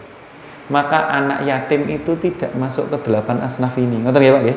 Karena dia yang berhak mendapat zakat bukan dianya tapi walinya. Hitung-hitungan ini Pak. J, Pak. Betul. Untuk zakat mal itu biasanya di masjid-masjid itu kan ada yang menyerahkan, terus ketua takmir itu menggunakan untuk biaya makan-makan atau kemana orang-orang yang mengajar TPA itu diperbolehkan enggak? Baik.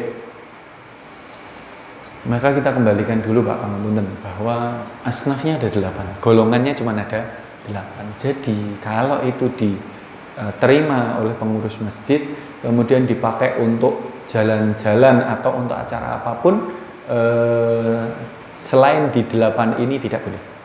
Karena dalam prinsipnya pengurus masjid yang menerima zakat itu hanya perantara, dia bukan pelaku. Jadi dia hanya penyalur saja. Maka dia tidak punya kewenangan untuk mempergunakan harta ini, enggak.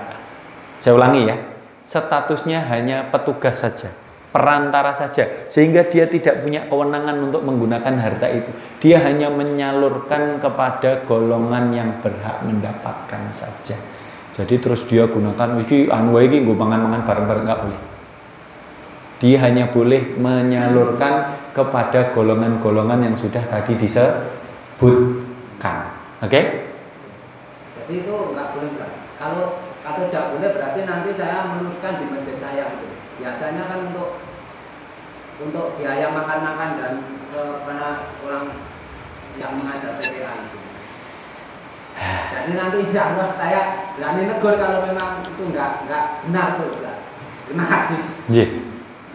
Wallah misal kalau saya mengatakan tidak boleh Pak. Cuman ada cumannya. Cuman panjenengan juga tidak usah menegur langsung dengan mendapat ini, karena lebih baik diajak diskus dulu, diajak ngobrol dulu, tidak ditegur. Kalau ditegur seakan-akan langsung salah gitu ya. Karena kita tidak tahu dia pakai pendapat yang mana, pakai acuan yang mana. Ngerti ya? Tapi bagi kami, wallah misal dengan dangkalnya ilmu yang kami miliki, kami berpendapat tidak boleh. Itu tidak peruntukannya. Ngerti ya? Dulu ada yang mengajukan mendapatkan zakat, bagian dari zakat mal untuk membangun pondok pesantren, dalam tanda kutip, karena pondok pesantren itu adalah fisabilillah gitu. Maka fatwa Lajnah Daimah mengatakan tidak boleh. Fisabilillah bukan itu. Walaupun itu juga ada nilai fisabilillahnya, tetapi konteks fisabilillah di dalam asnaf zakat bukan itu. Ngerti ya? Ini belum sampai zakat mal, udah pertanyaannya zakat mal padahal. Zakat mal itu yang perlu dicatat 2. Yang pertama nisab, yang kedua haul. Nisab itu adalah kadar harta, ukuran batas yang membuat dia harus bayar zakat. Itu namanya nisab. Haul itu bertahan selama 1 tahun. Maka seorang muslim yang dia sudah mencapai nisab, nisabnya itu adalah berapa? Berapa gram? 80 atau 85? Berapa Mas? 85 gram ya. 85 gram emas untuk harta. Berarti katakan hari ini nilainya 1 juta gitu ya. Berarti 85 gram emas itu berarti 85 juta. Kalau seorang dia punya harta aset, nggak harus tabungan tok loh ya, harta, kelebihan harta, baik itu simpenan uang cash atau emas batangan atau apa yang lain berupa nilai aset dari kekayaan dia mencapai nilai 85 juta, maka itu mulai dihitung haulnya. Dia sudah sampai nisab, dicatat tanggal berapa. Kalau misalkan pakai contoh ya, 1 Ramadan. Ternyata di tanggal 1 Ramadan harta dia capai nisab. Nisabnya 85 tadi ya, 80 juta gitu ya. Ternyata di 1 Ramadan dia punya harta 85 juta 50 ribu rupiah. Sudah sampai nisab? 85 juta pas saja sudah sampai nisab ya. Itu berarti dicatat tanggal 1 Ramadan. Sudah harus zakat atau belum? Belum. Zakatnya nanti tutup tahun. 1 tahun berjalan dulu Pak. Haul namanya. Jadi bukan serta-merta sampai nisab langsung dibayar. Enggak. Islam enggak sekejam itu memberikan kewajiban zakat. Zakat mal itu kalau sudah sampai nisab batasan zakatnya 85 juta misalkan kan. Itu 85 juta itu bertahan full 1 tahun enggak kurang serupiah pun. Saya ulangi ya. 85 juta itu bertahan selama 1 tahun tidak berkurang 1 rupiah pun. Dihitung misalkan dari 1 Ramadan misalkan. Pakainya hijriah ya, jangan masehi ya. Karena kalau masehi nanti luput 10 hari panjenengan. Luput 10 hari. Hijriah sama masehi itu beda 10 hari. Kalau masehi itu 365. Kalau hijriah 55 atau sampai 60. Jadi kurang lebih ada perbedaan sekitar 8 sampai 10 hari. Pakainya hijriah saja. Karena ini syar'i kan gitu. 1 Ramadan 85 juta itu ditahan dilihat dulu betul. Lah ini amil itu ini tugasnya. Dilaporke dicatat. Kok dielek nih. 1 tahun berjalan sampai tanggal 29 Sya'ban tahun depan hartanya masih bertahan. Berarti kan sudah 1 tahun. Baru 1 Ramadan berikutnya dibayarkan zakatnya. Jadi enggak sak-saknya bayar mboten, enggak sekejam itu Islam. Hartanya hari ini sudah mencapai nisab, ditunggu 1 tahun dulu. Dalam perjalanan haul 1 tahun, kok ternyata neng tengah-tengahnya di bulan Rabiul Awal misalkan tanggal 12 Rabiul Awal hartane kurang dari 85 juta di tanggal 12 Rabiul Awal sisa garek swidak yuta. Pripun Pak? Ya sudah. Haulnya gugur, maka ditunggu sampai nisab lagi. Nisabnya gugur, Pak. Karena sudah turun dari batasan 85. Turun itu gugur. Nanti mulai nyentuh 85 juta lagi, dimulai hitungan baru. Baru lagi. Jadi sebenarnya Islam itu indah, Islam itu sempurna. Kita aja kadang menganggapnya itu ngeri. Udah bayar zakat terus tiap tahun. Enggak. Betul-betul dilihat nisabnya dan putaran 1 tahunnya. Ternyata pada masa Umar bin Abdul Aziz yang tadi kami ceritakan bahwa tidak ada 1 orang pun yang mau atau yang layak menerima zakat karena semuanya membayar zakat. Ternyata kalau kita kaji itu yang dipakai nisabnya bukan nisab emas. Nisab itu ada 2, batas harta untuk zakat mal itu ada 2, nisab emas dan nisab perak. Nisab emas 85 gram emas betul, tapi nisab perak itu 595 gram perak. Pada masa Umar bin Abdul Aziz semua pakai nisab perak. Nisab perak itu 595 gram perak. 1 gram perak itu kurang lebih harganya per hari ini sekitar 8.000 sampai 9.000 Pak.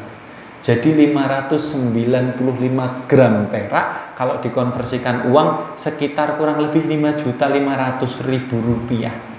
Panjenengan punya uang 5.500.000 rupiah? Punya kelebihan harta segitu? Mulai nyentuh harta itu boleh dijadikan nisab perak namanya, itu boleh dihitung haulnya selama 1 tahun, orang kurang wong 5.500.000 di akhir tahun dizakati 2,5%, boleh. Tapi haul itu bertahan loh ya, 1 tahun dulu, tidak sakdek-saknya. Maka nisab yang dipakai pada masa Khalifah Umar bin Abdul Aziz itu nisab perak. Mungkin ujung-ujungnya nilai nominal yang dibayarkan ya 2,5% sama Pak. Orang yang kaya banget itu pakai nisab emas dan nisab perak sama saja, tetap 2,5%. Dia pakai nisab perak nih, saya pakai nisab perak. Nisab perak berapa? 5.500.000 rupiah, gitu ya kadarnya. Tapi harta saya 1 M misalkan, alhamdulillah amin gitu ya. Ampun jenengan terus kelingan sing lagi viral itu hartanya M-an niku, yo duit kabeh niku kan. 500 niku sing tercatat Pak.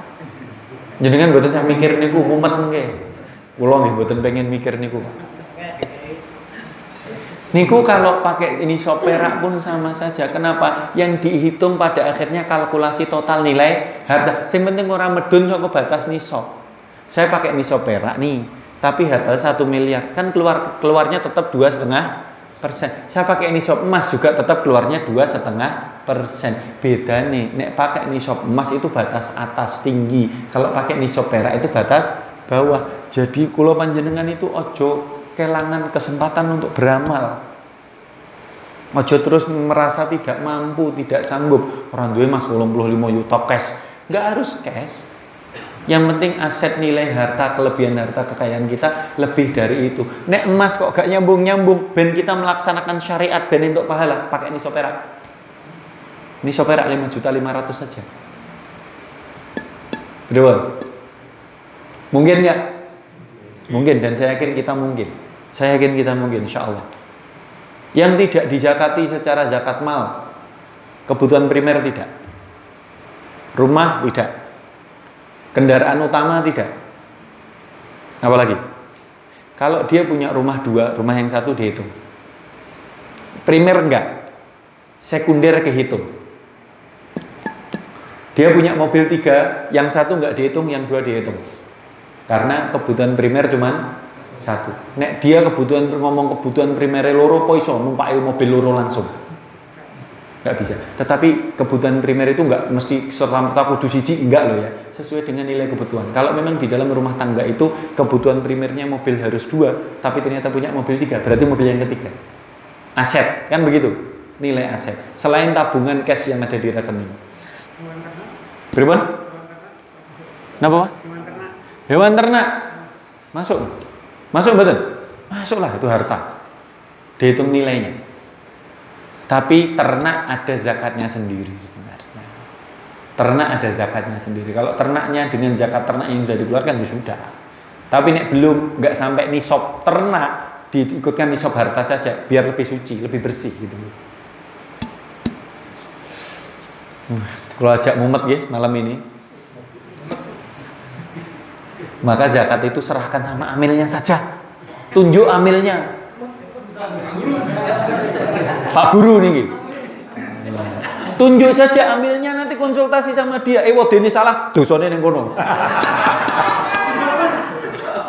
Nggih, mboten, pangapunten. Memang begitu. Kalau kita tidak mampu menghitung, segera konsultasikan. Karena apa? Para orang yang dirahmati Allah Subhanahu wa taala di dalam ayat Allah berfirman, khud min amwalihim shadaqatan. Ambillah dari harta mereka. Maka zakat itu nek ada orang yang enggak mau bayar dipaksa. Khud, paksa ambil. Petugasnya harus maksa itu. Maka Abu Bakar sampai mengumumkan perang bagi orang yang tidak mau bayar zakat. Karena firman Allah, khud, ambil, paksa. Iya, itu harusnya jatah fakir miskin yang dititipkan Allah kepada dia yang ora dikek. Maka dipaksa itu boleh. Asas keadilan di dalam Islam. Daripada cuma dipamer-pamer kita sosmed, nggih Pak nggih. Rubicon ora dipajeki. Nggih to? Rodok nyinggung. Iya. Khud, maka zakat fitri, zakat mal itu boleh dipaksa oleh petugasnya. Sodakotan, sodak ini ya zakat ini. Sodak itu pemberian dalam bentuk zakat ini. Apa fungsinya? Tutahhiruhum, membersihkan. Membersihkan apa? Membersihkan harta, mensucikan hati, atau membersihkan jiwa dan mensucikan harta. Fungsinya 2. Memang panjenengan mboten purun dapat afdholiyah bahwa harta yang masih tersisa dari yang sudah jenengan zakatkan itu menjadi harta yang berkah. Mboten purun? Purun toh? Lah kan ayatnya begitu. Kalau kalian sudah membayar zakat, maka harta yang kalian bayarkan itu menjadi nilai mensucikan jiwa dan membersihkan sisa harta. Bayar, Pak. Ampun ragu-ragu, bayar. Dan sebenarnya, pangapunten, ini yang kadang luput. Dan sebenarnya ada satu syariat ketika membayar zakat, terutama zakat mal, itu saling mendoakan. Yang membayar dia mengakotkan, ini saya membayar zakat mal saya, gitu. Yang menerima kalau langsung dia mendoakan, kalau dia panitia mewakili yang menerima mendoakan. Yang menerima itu mendoakan, ajarakallahu fima a'taita Semoga Allah berikan pahala kepadamu atas apa-apa yang kamu serahkan. Wa barakalaka fima abqaita, dan semoga Allah berkahi sisa harta yang masih tersisa pada dirimu. Wa ja'alahu laka tahuran, dan semoga Allah jadikan dari zakat ini harta yang tersisa itu suci, bersih, berkah. Harusnya begitu, Pak. Cuman kadang kita bayar tok, ora peduli ditungakne apa ora kan. Ada afdholiyah ini, ada tukar menukar akad, yang akad ini akad berkah, harusnya begitu. Termasuk zakat kita ada Termasuk zakat fitrah, tetapi walau besok setahu saya riwayatnya agak lemah. Artinya tidak disepakati, tapi boleh pakai ini boleh. Jadi panitia zakat bacakan doa itu boleh. Tulis aja nanti doanya. Ya kalau itu kan kita mendoakan orang lain kan juga bagus gitu. Mas doakan dulu diaminkan. kemarin ada orang yang ada salaman, saya doakan kan, saya bingung sendiri. Kan juga bingung belum tahu ininya. Wah. Malah ijab kabul nih, anak endi. Wah. Tapi boleh ijab kabul kalau pakai mazhab Syafi'i memang harus salaman. Harus salaman. Serah terimanya dengan ijab dan kabul itu dengan salaman. Walaupun mazhab yang lain tidak harus dengan salaman. Maka boleh salaman, boleh tidak. Tetapi nanti kalau panjenengan menjadi panitia zakat, baiknya ditulis itu doa. Panjenengan searching ada banyak kok. Doa itu, doa kepada orang yang membayar zakat gitu. Ada itu. Di print gede-gede. Nanti kalau ada yang bayar zakat, tolong berhenti dulu, kita doakan, diaminkan, supaya betul-betul kita menghargai orang yang sedang bayar zakat. Berbagi pahala kan? Kalau kita mendoakan orang pun, malaikat mendoakan kepada kita loh sebenarnya. Jadi kita ndongakne itu enggak enak rugine kan, ngoten. Campur? Muslim, Pripun? kalau non muslim yang kurang mampu ibaratnya itu berhak menerima zakat fitrah. Jenengan pertanyaane non muslim dadak dibahas yang Yang ternyata. muslim Cek perlu dibahas. Cek. Baca. ya menawa ya Pak ya zakat. Lah kan zakat itu adalah diambilkan dari orang kaya, dari kaum muslimin untuk mencukupkan kebutuhan kaum muslimin yang miskin. Sing muslim sik, Pak. Ewodene dia non muslim, kemudian dia miskin. Itu dikasih tapi jangan dari zakat. Jangan dari zakat. Dikasih dari nilai infak sedekah umum yang ada di masjid saja. Boleh nggak? Boleh. Itu bagian dari takliful qulub namanya. Bagian dari melunakkan hati si dia. Siapa tahu dengan itu dia mendapat hidayah. Tapi tidak boleh dengan zakat, karena zakat ada ketentuannya. Gitu. Oke? Karena ini mustalahat syar'i, istilah syar'i antara muslim dengan muslim. Pangapunten ngaten nggih? Masyaallah. Lah nek sing non muslim sing bayar zakat piye? Oh, tak walik sak niki. Oleh mboten? Oleh mboten? Oleh wae ngopo mboten oleh? Oleh ditampa ning kudu zakat. Itu nilainya tidak zakat tapi boleh diterima. Ampun terus non muslim ora oleh. Wah jenengan kakumen berislam. Kalau dia membawa harta dia, bahasane, oh liyane wong muslim ki zakat terus aku pengen melu-melu ngekei, boleh enggak? Boleh, terima saja. Tetapi itu disendirikan, dia bukan zakat, dia pemberian saja. Anggap aja adalah hibah umum, boleh. Sebagaimana kalau orang non muslim, wong non muslim bahasane kok alus men nggih? Ya. Orang non muslim tiba-tiba membawa hewan kurban datang ke masjid, diterima enggak? Terima saja, kenapa? Enggak, rezeki itu. Rezeki kan? Tapi dia bukan kurban loh ya. Dia tidak boleh disikapi dengan seperti daging kurban. Dia lebih sederhana, lebih umum penggunaannya. Mending nek entuk wong muslim, non muslim nggawa sapi misalnya nang masjid, belah wae digo mangan-mangan bareng-bareng. Belah duluan. Karena dia tidak ada ketentuan pembagian, kan begitu. Lebih sederhana kan? Tapi diterima, jangan kaku-kaku. Oh, non muslim ora oleh, jangan. Oke? Mas, pripun? Gorem?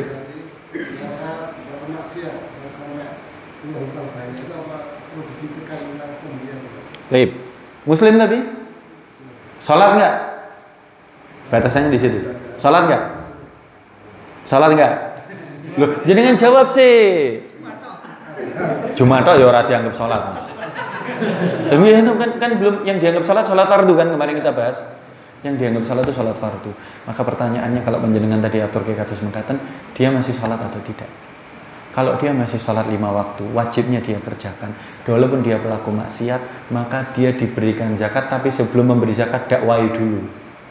Iya, Mas, kowe iki pilot gitu misalkan. Kowe oke hutang. Islam itu membolehkan panjenengan dikasih zakat. Ning kowe maksiat iki, Mas.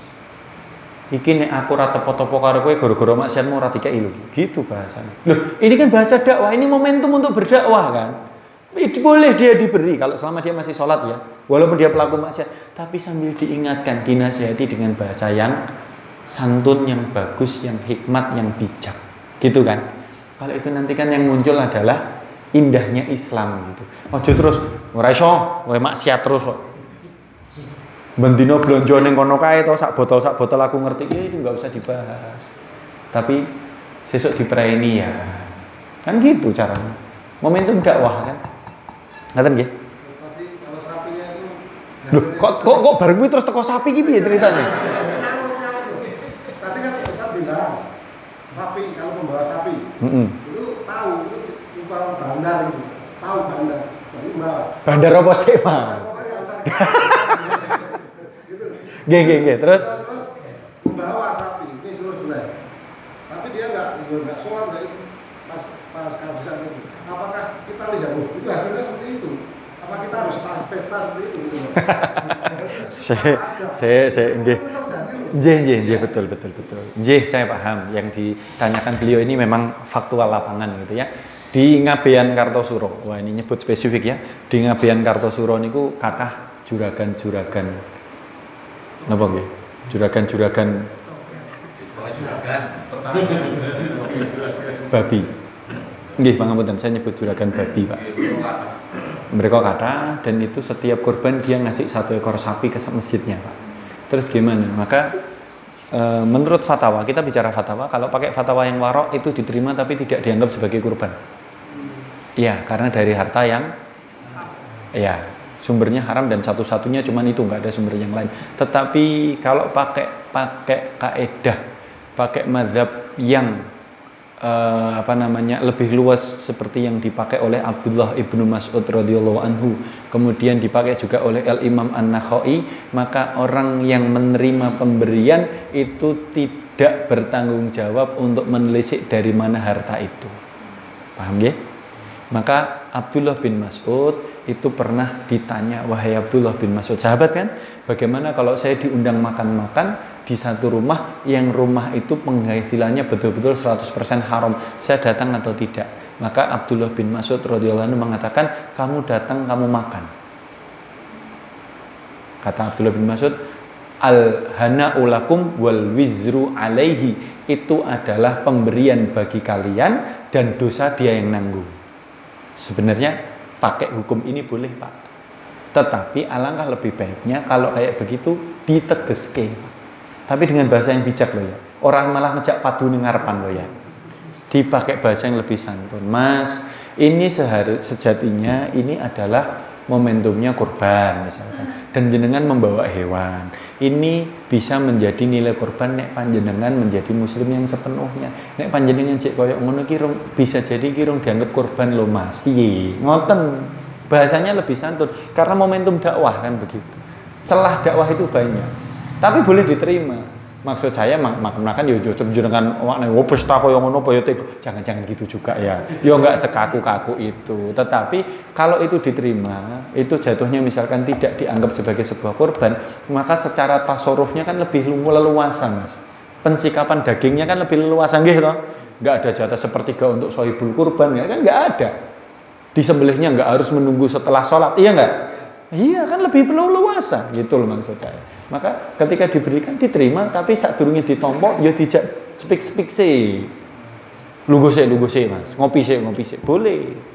Nanti kalau dia padang, sah ya. Ki urung dianggap korban nek kowe urung salat lo ya. Ning ki ditompo. Ning dianggap sedekah umum bae piye gitu aja. Ngoten nggih? Yang jelas para rawuh dakwah itu luwes. Ngoten nggih? Jangan kaku. Dakwah itu luwes. Yang kaku itu prinsip akidah. Kalau dia kafir ya kafir, katakan kafir. Kalau muslim ya katakan muslim. Muslim maksiat ya dia selama dia masih dalam keimanannya kita bersamai, kalau dia bermaksiat kita jauhi. Ojo, sing penting dia muslim maksiat dia tak kancani, woi jenenge padha wae. Pripun, Pak? Kok jenengan sajake pun Letre, Pak. letre. Ada yang ditanyakan yang lain?